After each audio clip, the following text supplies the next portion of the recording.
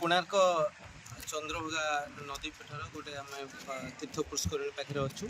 जो तीर्थ पुष्करणी आपणकर बर्तमान कि ये हजार हजार वर्षर बर्तमान पुष्करणी आम जा मोर राज्य सभापति कहि कि आसन देखिए जोड़ा माघ मेला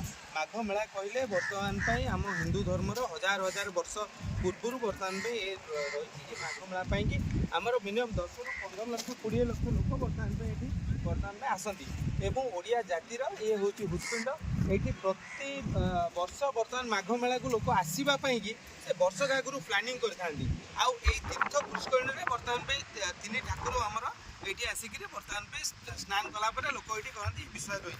कि आप जो देखुं बर्तमान पूरा दीर्घ जो पूरा पड़ियाटे ये आमर कहते माघ मेला पड़िया किंतु बर्तमान ये माघ मेला पड़ियाटी को बर्तमान जिला प्रशासन और राज्य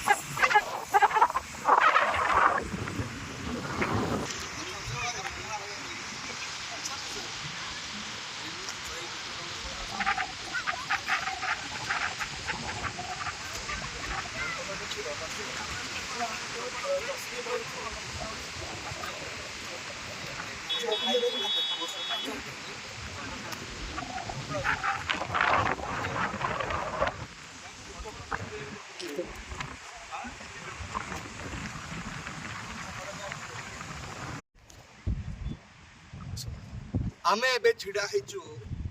चंद्रभागा तीर्थ पुष्करणी पाखरे लक्ष लक्ष लोक माघ पूर्णिमा रे एठी आसंती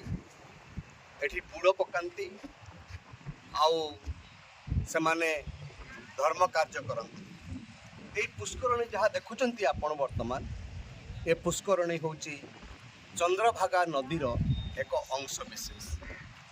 चंद्रभागा नदी आउ नाही आज चंद्रभागा नदी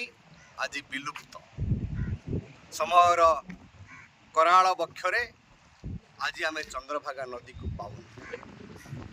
एकदा मादला पांजुरे ये चंद्रभागा नदी विषय उल्लेख होते कोणार्क एठी मंदिर निर्माण है 1357